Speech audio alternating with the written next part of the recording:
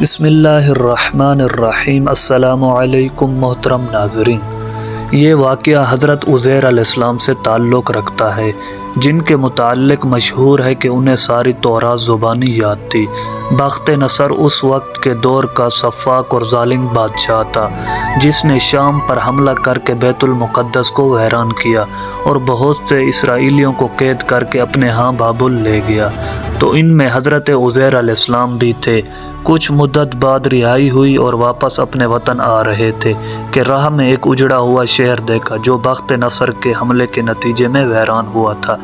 اسے دیکھ کر دل ہی دل میں یہ خیال آیا کہ اللہ اب اس بستی کو کب اور کیسے آباد کرے گا۔ اس وقت آپ ایک گدھے پر سوار تھے اور آپ کے ساتھ کھانے پینے کا سامان بھی تھا۔ اس خیال کے آتے ہی اللہ نے آپ کی روح قبض کر لی اور پورے 100 سال موت کی نیند سلا کر پھر انہیں زندہ کر کے پوچھا، بتلاؤ کتنی مدت اس حال میں پڑے رہے؟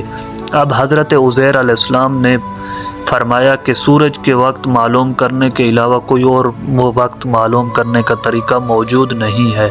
جب جا رہے تھے تو پہلا پہر تھا اور ابھی دوسرا پہر کہنے لگے، بس یہیں کچھ دن کا کچھ حصہ سوئے ہوں گے، اور یہ بھی ممکن ہے کہ دوسرا دن ہو، کیونکہ اس سے زیادہ انسان کبھی نہیں سویا۔ اللہ تعالیٰ نے فرمایا، دیکھو تم 100 سال پڑے رہے ہو۔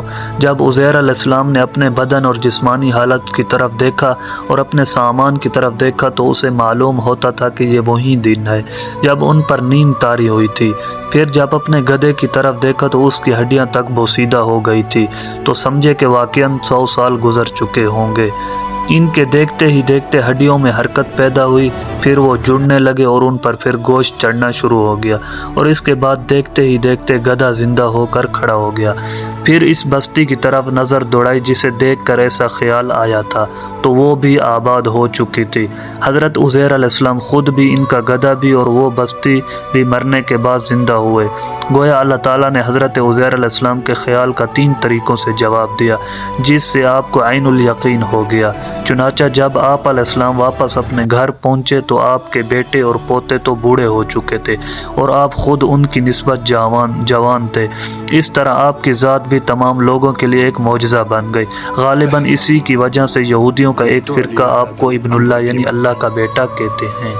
دوستو، اس طرح کی مزید ویڈیوز دیکھنے کے لیے ہمارے چینل کو سبسکرائب کریں۔ شکریہ۔